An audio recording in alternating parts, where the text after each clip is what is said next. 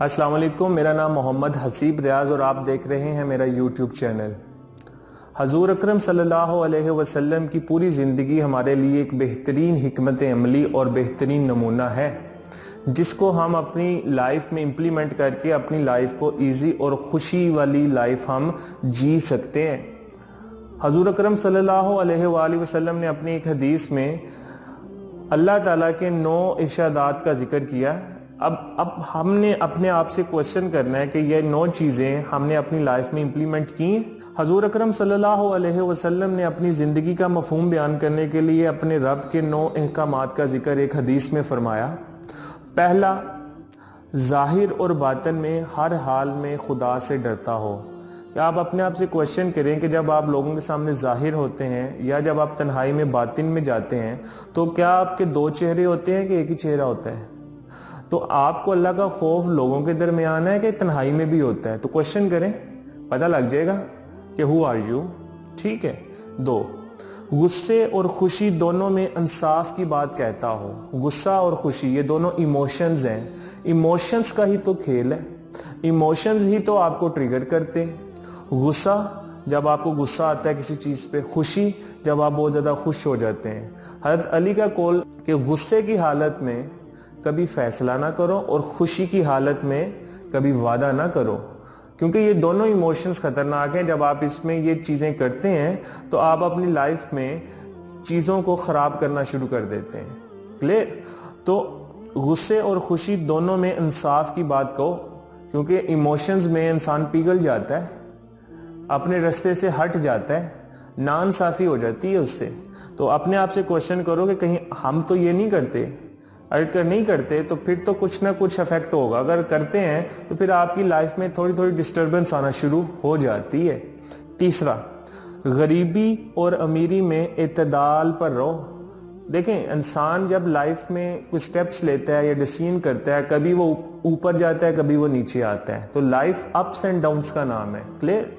جب آپ کبھی اوپر جاتے ہیں، کبھی نیچے جاتے ہیں، کبھی امیر ہو جاتے ہیں، کبھی غریب ہو جاتے ہیں، اور ان دونوں میں آپ کا چہرہ اور آپ کے جو مزاج ہیں وہ ایک جیسے ہوتے ہیں، تو آپ ایک اچھی زندگی یا ایک اچھے راستے پہ ہو، کیونکہ آپ جب امیر تھے تب بھی وہی تھے، جب آپ غریب تھے تب بھی وہی تھے۔ تو آپ نے امیری میں بھی اور غریبی میں دونوں میں اعتدال سے کام لیا، نہ بہت زیادہ لے لیا نہ بہت کم۔ اکثر لوگ جب امیر ہو جاتے ہیں تو وہ بہت زیادہ جو ہے وہ اکڑ یا غرور میں آ جاتے ہیں، جو کہ بھول جاتے ہیں کہ ہم نے کہاں سے سٹارٹ کیا۔ اور جو بہت غریب ہوتے ہیں وہ بھی اپنے رب کو بھول جاتے ہیں، اعتدال سے کام نہیں لیتے۔ تو ہم کوشچن کریں، کیا ہم اعتدال سے کام لیتے ہیں؟ ٹھیک۔ 4، جو مجھ سے کٹے ہیں میں اس سے جڑ جاؤں۔ جو آپ سے کٹ جاتے ہیں نا، جو آپ سے ناراض ہو جاتے ہیں، انہی کو تو منانا ہے۔ دیکھیں، جو آپ سے راضی ہے اس کو کیا منانا، ناراض لوگوں کو ہی منانا۔ اسی میں ہی تو آپ کو جو ہے نا ایک لائف کا لیسن ملتا ہے کہ آپ نے جو آپ سے ڈسکنیکٹ ہیں اس کو کنیکٹ کر لیں۔ دیکھیے گا آپ کی لائف میں کیا چینجز آتی ہیں، کر کے دیکھ لیں ایفیکٹ تو ہوگا۔ جب آپ کسی ایسے بندے کو جو ڈسکنیکشن کرتا ہے، جو لڑائی جھگڑا کرتا ہے، ٹھیک ہے، آپ سب سے پہلے جو ہے نا وہ دیکھیں آپ سے وہ ڈسکنیکشن کر رہا ہے، آپ سے دور جا رہا ہے، تو آپ اس کو قریب کر لیں نا۔ ہمیں حکم یہ ہے، دیکھیے ہوتا کیا ہے، بہت کچھ ہوگا۔ ڈسکنیکشن کو کنیکشن میں کنورٹ کر کے تو دیکھیں، لائف میں چینجز آنا شروع ہو جائیں گی۔ 5واں، جو مجھے محروم کرے میں اسے دے دوں۔ ٹھیک ہے، جو آپ کو نقصان پہنچائے اسی کے ساتھ تو آپ نے اچھا کرنا ہے، تاکہ اس کو پتا چلے کہ یار یہ بندہ کیا ہے، یہ اللہ کا نیک بندہ ہے، تو میں اس کے ساتھ کیا کر رہا ہوں اور یہ جو میرے ساتھ کیا کر رہا ہے، پھر تو دل میں اترے گی اس کے۔ جو آپ کو محروم کر رہا ہے اسی کو تو دینا ہے۔ دیکھیے گا آپ کرے تو صحیح، دیکھیں اس سے ہوتا کیا ہے۔ اس سے آپ کی لائف میں بڑا افیکٹ ہوگا اور اس کی لائف میں تو افیکٹ ہوگا ہی ہوگا کہ یار میں اس کو نقصان پہنچا رہا ہوں اور یہ میرے ساتھ جو اچھی چیز کر رہا ہے۔ یہی تو ہمیں اسلام سکھاتا ہے، یہی تو ہم نے سیکھنا ہے، یہی تو ہم نے کرنا ہے، تاکہ لائف میں خوشی آئے تو صحیح۔ خوشی کہاں پہ ہے؟ خوشی باہر ڈھونڈ رہے ہیں بھائی، خوشی تو آپ کے اندر قریب موجود ہے، احکامات میں موجود ہے۔ ہم کہاں ڈھونڈ رہے ہیں خوشی؟ خوشی ادھر ہے، اس لمحے میں ہے، تو کر لو نا لمحے کو جوائن۔ اس لمحے میں جو احکامات ملے ہیں اس کو کر لو نا امپلیمنٹ، دیکھیے گا کیا ہوتا ہے۔ چلیں، جو مجھ پر ظلم کرے میں اس کو معاف کر دوں۔ ظلم کرنے والے کو تو معاف کرتے ہیں، جس نے ظلم کیا نہیں معاف کیا کریں۔ اور معافی کی ایسی چیز پہ جاتی ہے جو معافی کے قابل نہ ہو. تو معاف کرنا جو ہے یہ سنت رسول ہے کہ آپ کوشچن کریں گے کسی کے ظلم جو آپ پہ ظلم کرتا ہے کہ آپ اس کو معاف کر دیتے ہیں. سوال ہی پیدا نہیں ہوتا کہ آپ اس کو معاف کر دیں. لیکن سنت یہ کہتی ہے کہ اگر لائف میں کچھ چیز چاہیے, خوشی چاہیے, آپ کی لائف ایزی ہو, ٹھیک ہے, تو آپ کو بھائی معاف تو کرنا پڑے گا. جب آپ کسی پہ ظلم کرتے ہیں تو آپ بھی ایکسپیکٹ کرتے ہیں یار مجھے بھی معاف کیا جائے, ٹھیک ہے, تاکہ میں اچھی چیز کر سکوں. جب آپ کسی کو معاف کرتے ہیں ہو سکتا ہے وہ اپنا ظلم روک دے یا کسی پہ ظلم نہ کرے. ہو سکتا ہے آپ کا جو عمل ہے وہ اس بندے کو کسی اور جگہ عمل کرنے سے روک دے. دیکھیں حکمت ہے نا, سوچیں اس کو ڈیپ انالیسس کر کے سوچیں کیا ہو سکتا ہے. آپ کی لائف تو بہتر ہوتی ہی ہوتی ہے, اس کے ساتھ جڑی لائفز بھی بہتر ہونا شروع ہو جاتی ہیں. اٹس یور ڈیسیژن کہ آپ نے کیا کرنا ہے, اور اپنے آپ کو ایکسپلور کریں کہ کیا یہ چیزیں ہم میں موجود ہیں. ہم لائف سے بہت چیزیں ایکسپیکٹ کرتے ہیں, کیا لائف میں ہم نے یہ چیزیں کبھی امپلیمنٹ کی ہیں جو آپ کو لائف کو ایزی اور خوشی دے؟ نہیں. تو چلیں اس کو امپلیمنٹ کریں, اور خوشی کی فارم میں ہم نے لوگوں کو بھی خوشی دینی ہے اور خود بھی خوش ہونا ہے. چلیں نیکسٹ دیکھتے ہیں. میری خاموشی غور و فکر کی خاموشی ہونی چاہیے. جو آپ کی خاموشی ہے نا وہ غور و فکر کی ہونی چاہیے کہ یہ جو میں ڈیسیژن کر رہا ہوں یا جو میں چیز کر رہا ہوں, غصہ آ رہا ہے تو میں نے اپنے آپ پہ کنٹرول کیسے کرنا ہے, ٹھیک ہے. خوشی میں جو ہے میں نے وعدہ نہیں کرنا, ٹھیک ہے. غصے میں جو ہے میں نے اپنے آپ پہ کنٹرول رکھنا ہے, غصے میں جو ہے میں نے ڈیسیژن نہیں کرنا. تو جب آپ اس چیزوں کو میئر کرتے ہیں, خاموشی اختیار کرتے ہیں, تو بھائی خاموشی ہی تو علاج ہے. خاموشی ہی سے تو کافی چیزیں ٹھیک ہو جاتی ہیں. خاموشی ہی تو آپ نے اختیار کرنی ہے. تو خاموش رہنا بہت بڑی چیز ہے.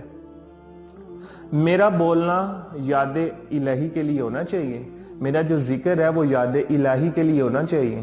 اللہ کا ذکر ہی آپ کو بری چیزوں سے روک سکتے ہیں.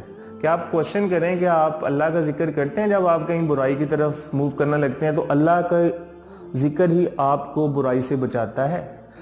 اللہ ہی تو آپ کو بچاتا ہے.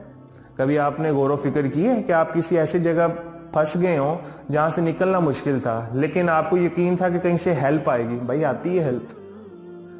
جہاں سے نکلنا مشکل ہے وہیں تو ہیلپ آتی ہے, لیکن اگر آپ کو اس چیز پہ یقین ہے کہ اللہ میرے ساتھ ہے, جو ذکر الہی ہے وہی تو آپ نے کرنا ہے.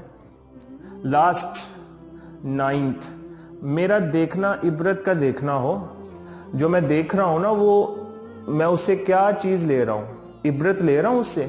تو میرا دیکھنا عبرت کا دیکھنا ہو کہ اس ڈیسیژن سے یا اس چیز کے کرنے سے اس کا امپیکٹ کیا آئے گا. ہو سکتا ہے کہ میں خود جو ہے ایک ایسے گڑھے میں پاؤں رکھ رہا ہوں جہاں پہ آنا پھر مشکل ہو جاتا ہے. آپ کی وجہ سے کسی کو نقصان تو نہیں ہو رہا. تو آپ نے یہ ساری چیزیں کلیئر کرنی مائنڈ کے اندر. تو کوشچن کریں یہ 9 چیزیں ہمارے اندر موجود ہیں. اگر نہیں موجود تو ہمیں کوشش کرنا ہے کہ ہم نے اس کو بہتر کرنا ہے.